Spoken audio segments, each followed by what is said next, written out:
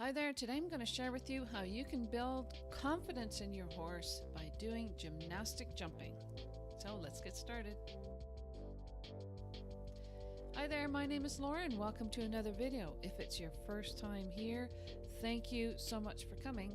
And if you're a regular viewer of these videos, thank you so much for coming. I appreciate it. If you'd like to win more ribbons at your next horse show, improve your riding and training, and generally like other horsey related stuff, remember to subscribe to this channel, hit the bell icon so you don't miss anything.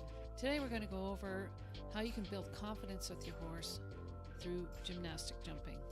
Previous video was if you're in a small space, and we had some 3 jumps that you can use.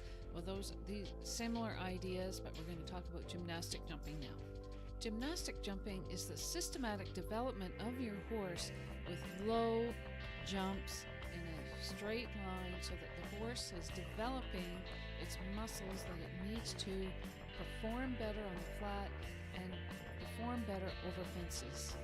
The jumps are set at specific distances so that the horse develops its stride control, and so the rider doesn't have to think about whether it should be 3 strides or 4 strides or whatever number of strides. It's a set, general, comfortable distance for your horse so the horse can comfortably and safely go through the gymnastic without changing its speed or rhythm. This way the horse can develop its strength and its actual mechanical way of jumping without stressing itself out. It develops the power mechanics and the strength of the horse through systematic development. Remember, if you're starting with any horse or any rider, start low and keep things simple. Don't change the complexity of the jump and the height at the same time. That is to say, don't put cross rails one time and then raise up the jumps to verticals and auxers and change the distances all at the same time. Change one thing at one time so the horse can understand what it is you're asking. When building your gymnastic, think of 11-foot strides or 12-foot strides and in increments of 11 feet or 12 feet. If you're riding a pony, that might be smaller. Think 9 or 10 feet, and for small ponies, think 8 feet. For example, if you're riding a horse, 11-foot stride, if you want to do a 1-stride jump, it's jump, 22 feet, jump. That's an increment of 11. If you think your horse has a longer stride, use 12-foot increments. For example, jump, 24 feet, jump. Using a set increment of 11-foot or 12-foot for horses will just allow the horse to understand, and the riders to understand as well, that you want the same length of stride between each fence. Don't have the first one 11 foot and the last one 13 feet. Keep them the same and teach your horse about a 12-foot stride or 11-foot stride. Does that make sense? So here's kind of the steps that I follow when I'm setting up a gymnastic. I set up 3 ground rails 9 feet apart. And I use 9 feet because I want the horse to trot over them. If you're starting young horses, 3 ground rails 9 feet apart. The horse doesn't feel stressed, doesn't know where his feet are supposed to go. 9 feet is a safe distance because the horses can walk over them and they can trot over them as well. If you have them 4 feet or 4.5 feet apart, the horse may, if it's never done that before, may not know where it's supposed to put its feet and get stressed out. So I use, in the beginning, 9 feet only because the horse has a bit of time and the horse doesn't feel stressed about where to put its feet. Sometimes they get mixed up. So I don't move on to the next step until the horse understands he can put 2 trot steps in between those 9-foot rails. When the horse is going through that, looking for rhythm.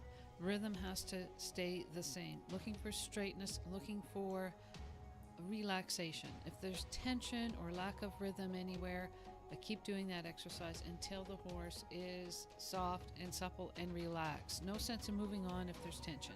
So after I get those 3 trot rails done, I make the last trot rail into a small cross rail. So a little X jump. So it's trot rail, jump. Trot rail, jump. Trot rail, jump.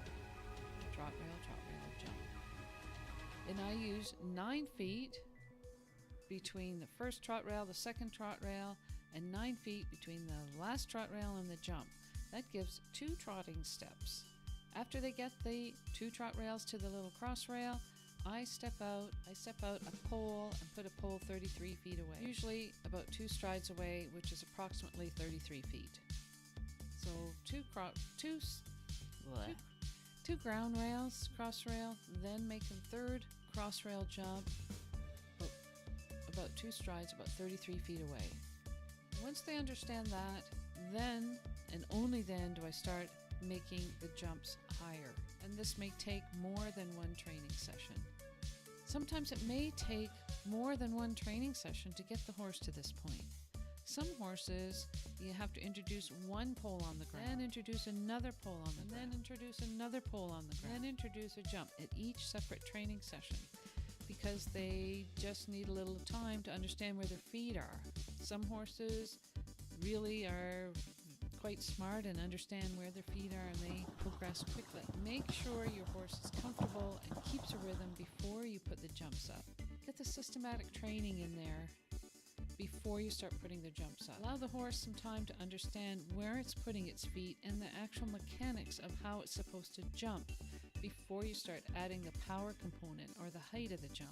Do you do a lot of gymnastic jumping with your horses? Put it in the comments below. I'd like to hear about it.